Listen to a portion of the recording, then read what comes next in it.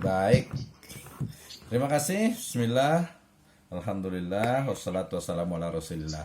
Terima kasih teman-teman semuanya yang masih setia ya di subjek statistik. Terima kasih.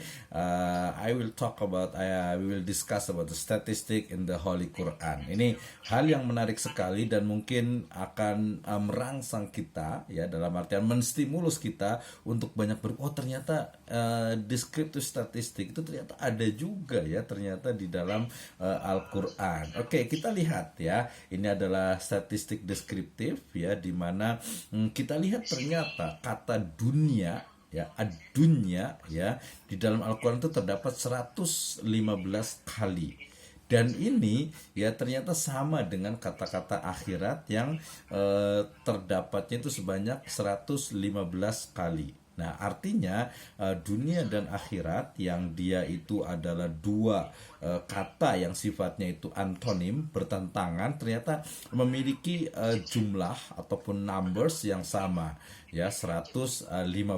Ini tentu tidak bisa dianggap sesuatu yang biasa gitu ya. Dia mesti ada makna di dalamnya. Jadi kalau kita hanya berhenti di deskriptif statistik ya, tentu ini menjadi satu hal yang nggak aneh gitu ya. Tapi kalau kita mau lebih mendalam, kenapa ya kok dunia 115, kok akhirat 115, ada apa nih? Padahal kan harusnya akhirat itu harusnya lebih banyak gitu ya. Ini mungkin nanti pemahaman yang menganggap beda antara dunia dengan akhirat. Padahal kalau kita lihat dalam surat Al-Qasas ayat ke-77 dikatakan, a'udzubillahi minasyaitonirrajim, bismillahirrahmanirrahim, wabtaghi fima ataqallahu daral akhirah wala tansa nasibaka minad dunya wa ahsin kama ahsanallahi ilaikum ya.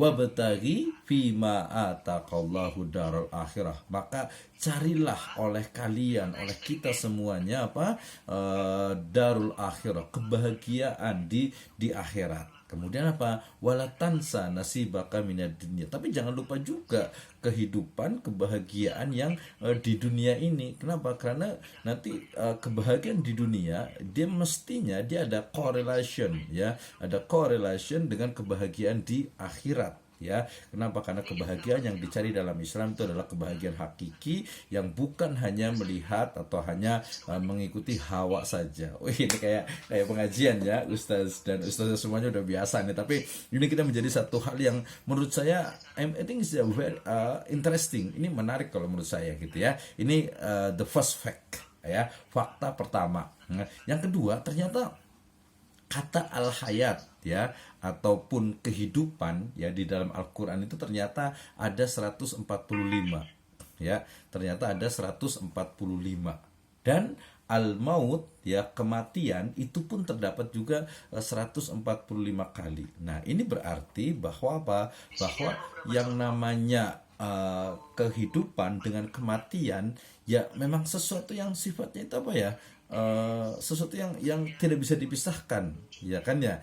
Kalau dalam surat Al-Mulk dikatakan, a'udzubillahi minasyaitonirrajim, bismillahirrahmanirrahim, tabarakalladzi biyadihil mulku wa huwa ala kulli syai'in qadir alladzi khalaqal mauta wal hayata liyabluwakum ayyukum ahsanu amala. Wah, ini sangat mendalam sekali maknanya, bahwa al-hayat wal maut ya dua hal yang ya tidak bisa dipisahkan, dalam artian dia akan ada antara, kalau ini ada berarti ini tidak ada, ini tidak ada ini berarti ada. Nah, ini juga nanti akan membawa satu motivasi luar biasa buat kita untuk apa?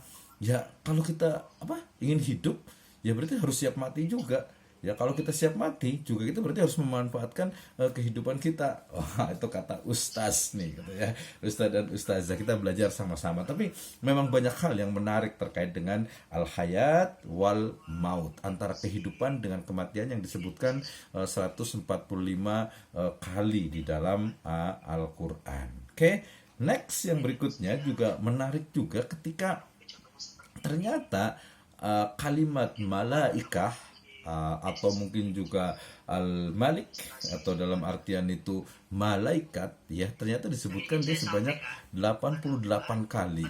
Dan ini dia sama dengan asyayatin, asyaiton, ya, atau setan. Terdapat juga dia disebutkan juga 88 kali. Sifat antara yang baik dengan yang buruk, ya, yang duanya itu baik dengan buruk itu kan bertentangan, itu ternyata juga ya dua kali, artinya dia disebutkan sama jumlahnya, ya. Angka, ingat, numbers, statistic is data, and data with numbers, ya, or statistic is numbers. Nah berarti 88 dengan 88 bukan dikali ya, tapi malaikat 88, kemudian syaitan itu 88. Berarti gimana nih? Berarti ini ada satu hal yang harus dipahami daripada kehidupan kita, bahwa ya antara kebaikan dengan keburukan itu ya pasti terjadi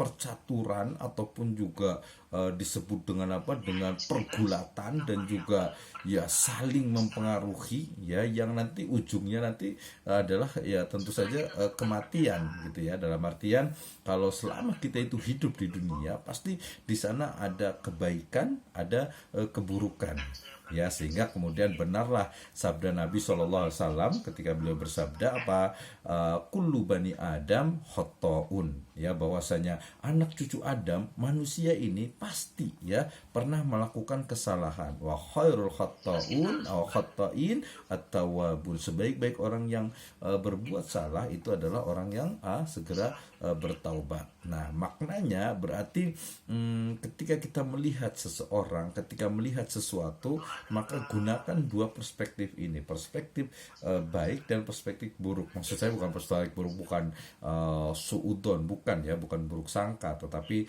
lebih kepada melihat ini adalah orang yang baik, tetapi mungkin dalam kebaikan sendiri ada kejahatan, ada kesalahan. Tapi ketika melihat kita orang jahat, jangan kemudian jahat semuanya seperti tadi, ya, bahwa dalam hadis arba'in juga disebutkan di hadis tentang innal halala bayyinun wa innal harama bayyinun wa bainahuma umurun mustabihat la ya'lamuhunna katsirun minan nas. Nanti di akhir dari hadisnya itu adalah seseorang yang tinggal selangkah lagi menuju surga, kemudian ternyata berlakulah takdir Allah Subhanahu wa taala, fayadkhulun nar, dia masuk ke dalam neraka. Ada lagi faya malu amalan rajulun bi amalin ahlil jannah hatta ma yakuna bainahu wa bainahum illa dhiraun fayatba'u fayaqaddimu al qadar wa yadkhulu aw fayatba'u alaihi wa yadkhulul jannah. Ada orang yang dia tuh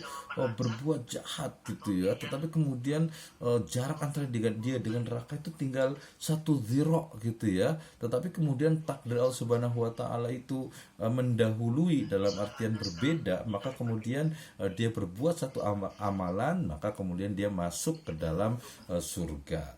Nah ini mungkin kita bisa lihat dari kisah-kisah orang yang jahat, tapi kemudian di akhir hayatnya dia berbuat baik. Maka jangan pernah bosan untuk berbuat baik, ya, dan juga jangan pernah melihat orang lain dari perspektif yang buruk saja, gitu ya. Kita lanjutkan. Ini malaikat dan juga syaitan, ya. Yang kedua, ini ada juga rojulun, ya. Rojulun di dalam Al-Quran itu terdapat 24 kali.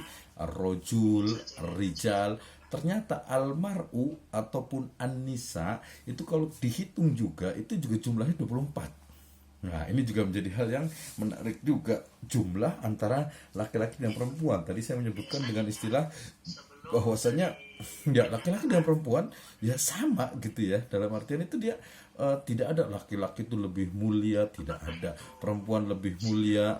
Nanti dalam perspektif tertentu, misalnya seorang anak, dia harus lebih menghormati ibunya daripada siapa, ayahnya, karena ummuka 3 kali, summa abuka, ya, summa abuk, ya. Jadi ibumu baru ayahmu. Tapi dalam konteks kesetaraan atau equality, ya, dia ya sama laki-laki dengan perempuan. Salah satu buktinya mungkin kita boleh hitung lagi, ya, laki-laki 24 kali dalam Al-Quran, perempuan pun 24 kali di dalam Al-Quran disebutkan. Ya, kalau kita paham bahasa Arab tentu saja rojulun, kemudian itu adalah mufradnya atau pluralnya, kemudian rijalun, ya itu adalah singular atau jamaknya. Sama juga almaratun, ya, maratun itu adalah mufrad perempuan. Kalau an-nisa, ya, itu juga adalah perempuan, ya, yang plural. Nah, ini menjadi hal juga yang menarik. Kenapa ya? Oh, ternyata salah satunya nanti kita bisa interpretasikan bahwa ya laki-laki dan perempuan itu ya derajatnya itu sama. Inna akramakum indallahi atqakum. Ya, yang paling utama ya yang ketakwaannya itu, ya ketakwaan yang menjadi derajat lebih tinggi. Nah, kemudian ini juga menarik ya. Nah, tetapi sebagai academician, ya kita juga sebagai pelajar juga ini benar nggak nih ya tinggal cari, kita buktikan, kalau perlu hitung tuh satu-satu, nyari gitu. Itulah tugas seorang ulama gitu ya. Jadi ternyata kata sahrun, ya, syahrul ramadan alladzi unzila fihi al-Qur'an hudal linnasi wa bayyinati minal huda wal furqan. Kata sahr ya dalam berbagai variasinya, syuhur ya misalnya, ternyata disebutkan 12 kali. Nah, ini 12 kali, 12 bulan, Januari sampai Desember itu 12. Dari Muharram gitu ya, itu pun dia 12. Kenapa ya? Apakah kebetulan? Boleh diperiksa lagi. Termasuk juga al-yaum, ya.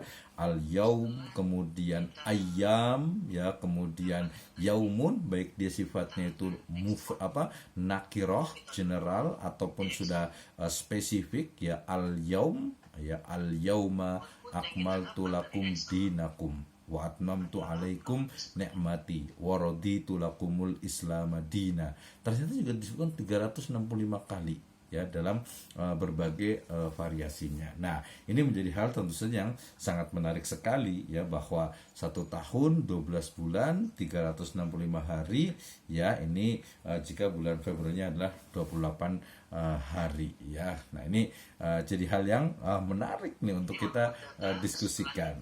Nah, kemudian ini yang mungkin belum kita temukan ya, kenapa kata al-bahr ya, misal zuharul fasad fil barri wal bahri bima kasabat aidin nas ya. Ternyata kata bahar di dalam Al-Qur'an itu terdapat sebanyak 32 kali. Ya, sementara al-bar ya tadi bar ya daratan, land ya itu terdapat 13 kali. Nah, ini berarti mungkin ya kalau kita lihat dengan sains, ilmu pengetahuan yang ada, kita boleh dapat katakan bahwa ya lebih luas lautan daripada daratan. Betul tak? Kita boleh tengoklah daripada ini. Nah, ini terkait dengan daratan, ya laut yang tadi 32, kemudian daratan yang 13. Nah, kita lihat persentase daripada luas laut dan juga luas daratan. Wah, ini jadi satu hal yang menurut saya menarik lah untuk kita bahas. Oke. Nah, dari sini kita bisa diskusi, waktu kita masih panjang sekitar 30 menit lagi, tapi saya akan berikan waktu kepada ustaz semuanya untuk mungkin bisa diskusi.